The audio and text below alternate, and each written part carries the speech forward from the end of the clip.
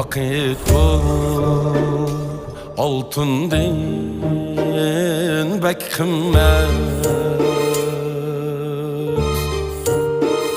Yaşlık o vaktin hem kımmet. Ömür o kararsız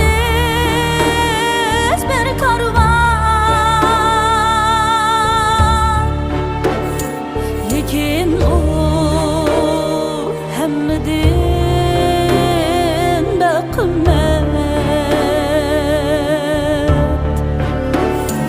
Ömür o kararsız bir karvan,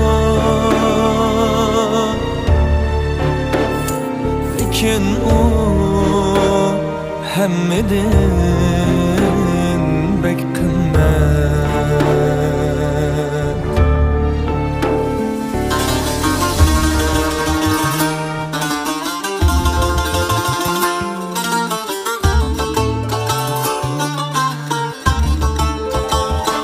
Yaşlıktır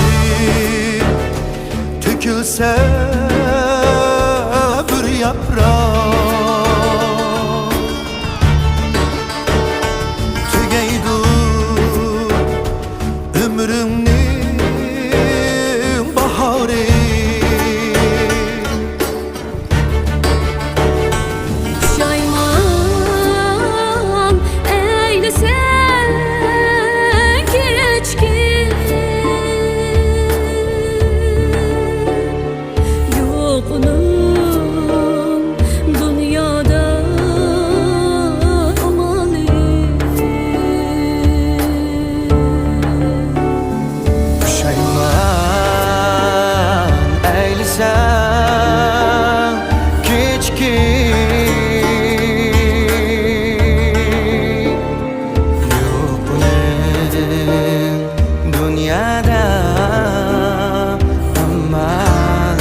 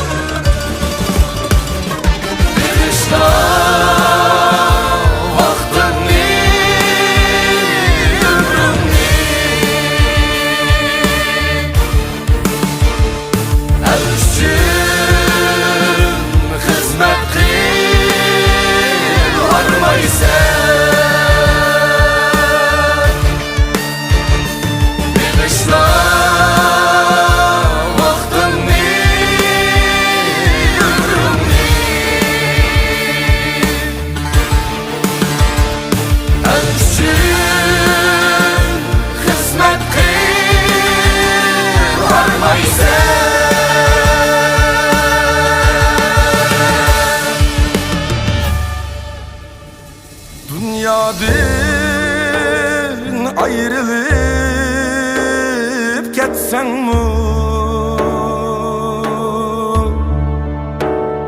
halkning kalbide yaşaysan. Dünyadan ayrılıp